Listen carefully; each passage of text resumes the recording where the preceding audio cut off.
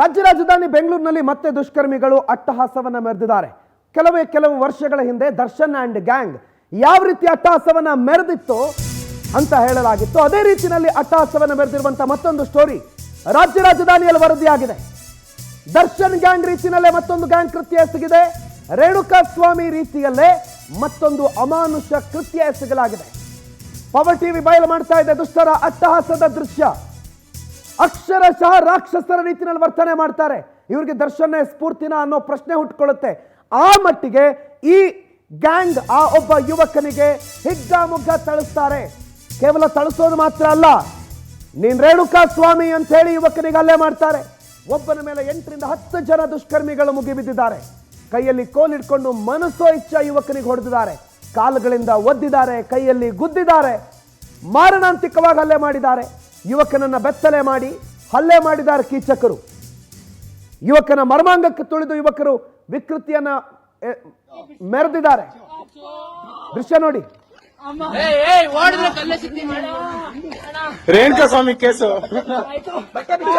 A1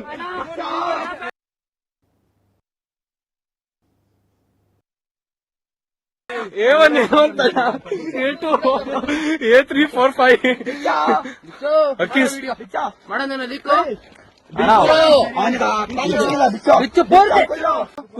5 ಕೈ bus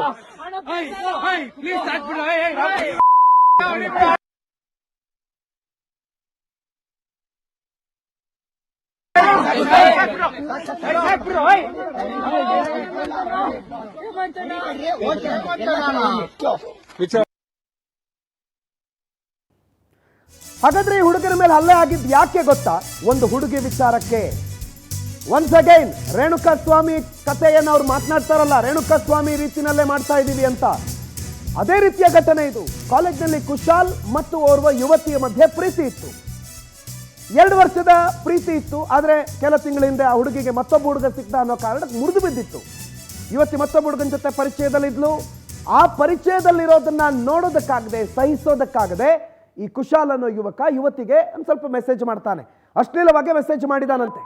ಆ ಮೆಸೇಜ್ಗೆ ಆಕೆಯ ಬಾಯ್ ಫ್ರೆಂಡ್ ಮತ್ತು ಆಕೆಯ ಬಾಯ್ ಫ್ರೆಂಡ್ನ ಸ್ನೇಹಿತರಿಗೆ ತಿಳಿಸಿ ಅವನನ್ನ ಎತ್ತಾಕೊಂಡು ಕಾರಲ್ಲಿ ಕೂರಿಸ್ಕೊಂಡು ಹಿಗ್ಗಾಮುಗ್ಗ ಹೊಡೆದು ಇವರೊಂದು 5-6 ಜನ 8-10 ಜನ ಅಂತ ಕಾಣುತ್ತೆ, ಅಷ್ಟೂ ಜನ ಸೇರ್ಕೊಂಡು ಯಾವುದೋ ನಿರ್ಜನ ಪ್ರದೇಶದಲ್ಲಿ ಅವನಿಗೆ ಮನಸ್ಸೋ ಇಚ್ಛೆ ಹಲ್ಲೆ ಮಾಡಿದ್ದಾರೆ.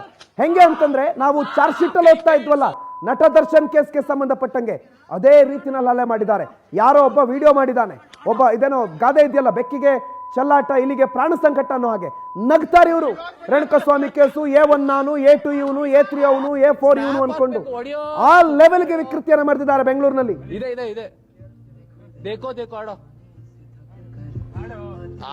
ಒಡಿ ಒಂದು ಹಾಕೋ, ಆಡು ಆಡು ಆಡು, ಸ್ನ್ಯಾಪ್ ಹಾಕ್ಬೇಕು, ಹೊಡಿಯೋ ಸಾಗಾಡು. ಮೆಸೇಜ್ ಮಾಡಿದ್ದ ಕುಶಾಲ್ನನ್ನ ಇವರು ಕಾರಲ್ಲಿ ಕೂರಿಸ್ಕೋತಾರೆ. 2 ವರ್ಷದಿಂದ ಪ್ರೀತಿ ಮುಗಿದೋಗುತ್ತಲ್ಲ, ಅದಾದ್ಮೇಲೆ ಅವನೇನೋ ಮೆಸೇಜ್ ಮಾಡಿದ್ದಕ್ಕೆ ಆಕೆ ಯುವತಿ, ಆಕೆಯ ಗೆಳೆಯ, ಆಕೆಯ ಸ್ನೇಹಿತರ ಜೊತೆಗೆ ಪ್ಲಾನ್ ಮಾಡ್ತಾರೆ. ಮಾತುಕತೆ ನಡೆಸ್ತೀವಿ ಅಂತ ಕರೆಸ್ಕೊಂಡು ಕಾರಲ್ಲಿ ಕಿಡ್ನಾಪ್ ಮಾಡ್ಕೊಂಡು ಹೋಗ್ತಾರೆ.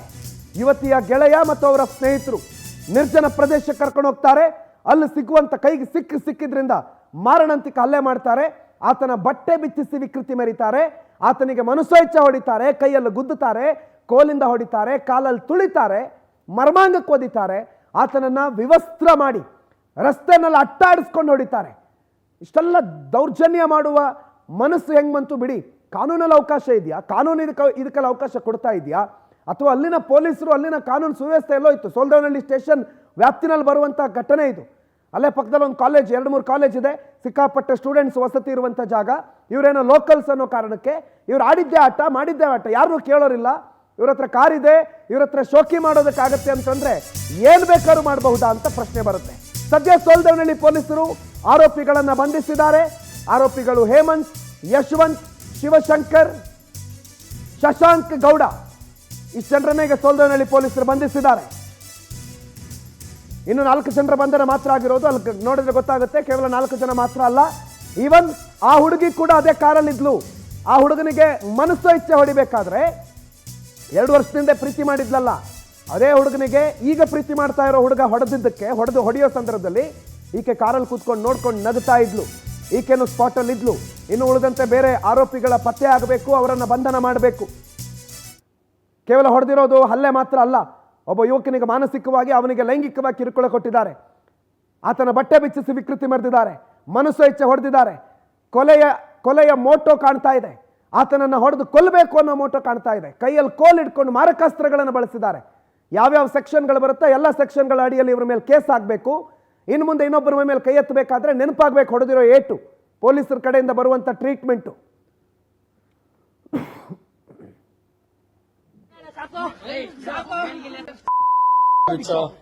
ಎಲ್ಲ ಕಡಿ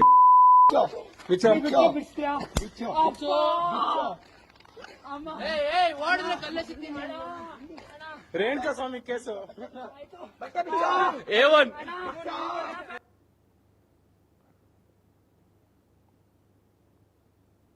A1 A2 A3 4 5 ಮಾಡೋಣ ಲಿಕ್ಕು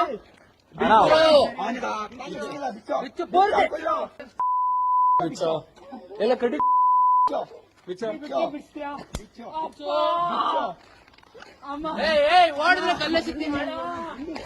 ರೇಣುಕಾ ಸ್ವಾಮಿ ಕೇಸು A1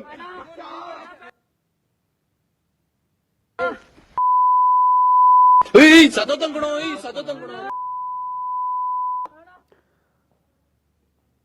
ವೆಂಕಟೇಶ್ ಈ ಬಗ್ಗೆ ಮಾಹಿತಿ ಕೊಡ್ತಾರೆ. ಫೋನ್ ಸಂಪರ್ಕದಲ್ಲಿ ಜಾಯ್ನ್ ಆಗಿದ್ದಾರೆ. ವೆಂಕಟೇಶ್, ಮೊದಲಿಗೆ ಈ ಕೃತ್ಯ ಏನಾಯಿತು, ಯಾವಾಗಾಯಿತು, ಯಾಕೆ ಈ ಕೃತ್ಯ ನಡೆಯೋದಕ್ಕೆ ಕಾರಣ ಏನು? ಇನ್ನೊಂದು ಕಡೆನಲ್ಲಿ ವೆಂಕಟೇಶ್, ಹಲವು ದೃಶ್ಯಗಳು, ಹಲವು ಘಟನೆಗಳು ಕಣ್ಣು ಮುಂದೆ ಇದೆ. ಅಂಥದ್ರಲ್ಲಿ ಇವ್ರಿಗೆ ಯಾವ ಧೈರ್ಯ ಅಂತ? ಕಾನೂನು ಸುವ್ಯವಸ್ಥೆ ಮೇಲೆ ನಂಬಿಕೆ ಇಲ್ವಾ, ಅಥವಾ ನಾವೇನು ಮಾಡಿದ್ರು ನಡೆಯುತ್ತೆ ಅನ್ನುವಂಥ ದರ್ಪ, ದೌಲತ್ತ ವೆಂಕಟೇಶ್?